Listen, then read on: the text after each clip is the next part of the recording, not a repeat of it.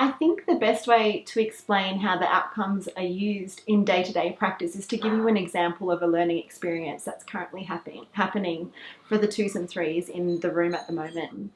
There was an experience that recently happened with a group of children, and I had the intent, my teacher intention was to provide a series of portraits of photographs of the children with their names on it, and I was putting them on the drawing table, wanting to encourage representational drawing and writing, but the children had very different ideas and I had to let go of my teacher intentions.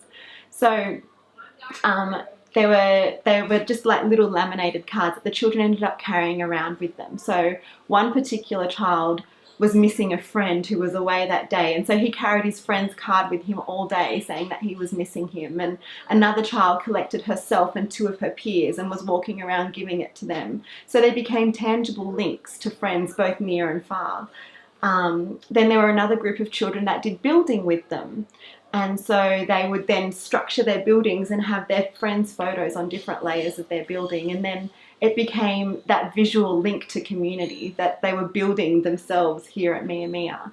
And then that progressed to then building train tracks and making stations and putting their photos in the train track where they were waiting for the train with their friends.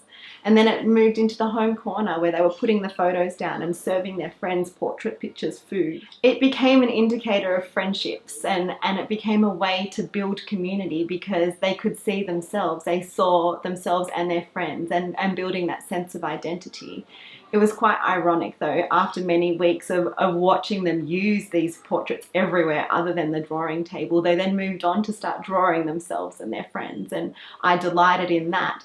But then I realised that if I had insisted on making sure that those photos remained at the drawing table, there were so many moments of community that would have been lost, of social connections that would have been lost. So this series of events then formed the basis of a pedagogical documentation piece, and within that piece I highlighted how rich learning opportunities would have been missed if I didn't let go of my preconceived teaching notions, and the children's use of these pictures is being, belonging and becoming in action.